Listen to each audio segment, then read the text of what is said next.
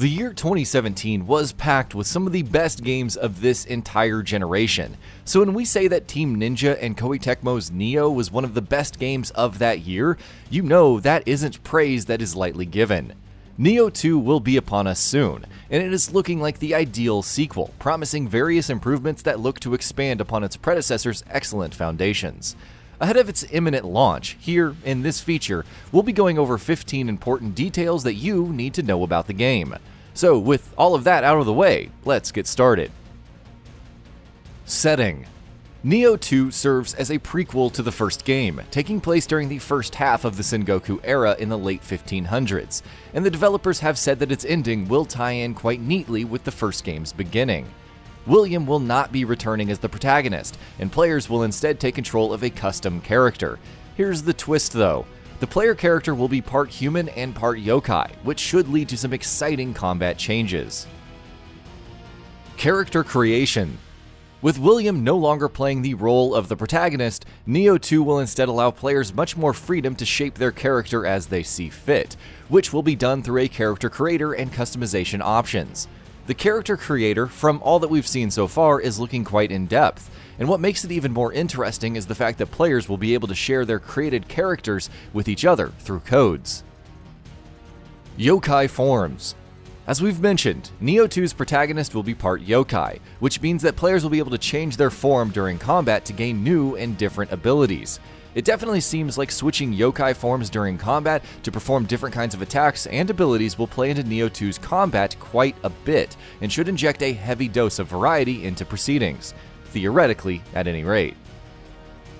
Soul cores. What makes the yokai switching mechanic sound even more interesting is that players will be able to add even more yokai forms to their arsenal throughout the game. Every time you kill a yokai, you can absorb their soul cores. If you can then bring these soul cores back to shrines before you die, you'll be able to access all of the powers of the yokai creature in question. Weapons. Like the first game, Nioh 2 will allow players to use a variety of different weapon types. In addition to ones returning from Nioh 1, several new weapon types have also been added. Each weapon type also grants different stat bonuses. For instance, the axe boosts stamina, the switchglaive and spear boost constitution, the odachi boosts strength, while the kusarigama boosts dexterity. Familiarity. To make things even more interesting, weapons will also tie into progression in Nioh 2 more intricately. For starters, each weapon type will have its own skill tree, allowing players to unlock various abilities and passive buffs. There's also the familiarity mechanic, which will see you earning more and more familiarity with a weapon as you keep using it, thus increasing your stats with that weapon even further. Progression. Progression is being improved upon in other ways as well. Weapon-specific skill trees and familiarity will, of course, factor in quite a bit, but the meat of the progression system will be found in the skill trees of the player character itself. Yes, skill trees, plural. There will be 4 of these, each indicating and entailing different disciplines. So, what exactly will these be? Skill trees.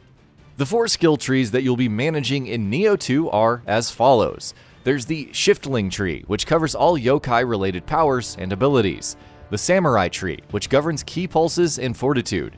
There's the Ninja tree, which governs stealth, application of poisons to weapons, and throwable weapons. And finally, the Onmyo magic tree, which governs magical abilities, which are then used through talismans.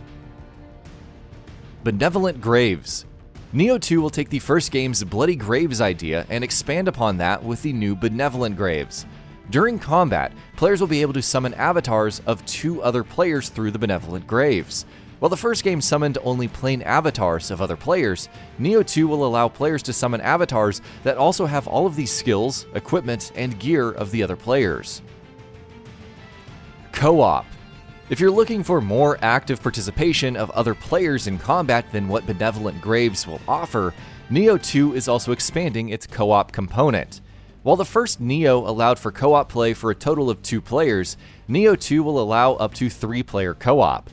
Co-op sessions will have a greater number of enemies to maintain the balance of difficulty to account for more players. More co-op details. In co-op, any loot found in the world or dropped by enemies will be instanced individually for each player, so you won't have to fight each other over who gets what. Meanwhile, players will also be able to access shrines individually. Interestingly enough, Nioh 2 will also have a co-op gauge, which will see players having to revive down teammates within a specific time limit before the gauge depletes. Length. You can probably guess that Nioh 2 is going to be a long, meaty game, but exactly how meaty? If you've played through the first game, you should expect something similar, with Team Ninja having confirmed that the game has about the same amount of missions as the first game, and thus also being roughly the same lengthwise, which should mean a runtime of about 55 to 60 hours depending on how you play. Beta feedback. Most major developers and publishers in the industry have a tendency to release their betas for their games so close to release, it's virtually impossible to do anything about the feedback that they get before launch. Well, that's not the case with Nioh 2. With the beta having originally gone live in November 2019, Team Ninja have taken tons of player feedback into account, and made adjustments and improvements to various aspects of the game, from difficulty to the level design, and more. DLCs. Koei-Tecmo have confirmed that Nioh 2 will have an expansion pass, much like the first game. This will entail 3 separate DLCs, which the details of all of them are understandably scant right now. The developers have said that they will all bring new story content, new characters, missions, weapons, abilities, and more. Action Mode and Movie Mode. Similar to the first game, Nioh 2 will offer 2 modes, Action Mode and Movie Mode. As you may have guessed, these will prioritize frame rate and resolution, respectively. Action Mode will target 60 FPS, with the base PS4 dropping down to a dynamic 720p resolution and the PS4 Pro offering 1080p. Meanwhile, Movie Mode will bring the frame rate down to 30 FPS, with the base PS4 offering a 1080p resolution and the PS4 Pro bumping that up to 1800p. And that about does it for this video. If you enjoyed what you watched and want to see more from GamingBolt, you can always hit that subscribe button and turn on the bell icon next to it. That way you will never miss any of our videos.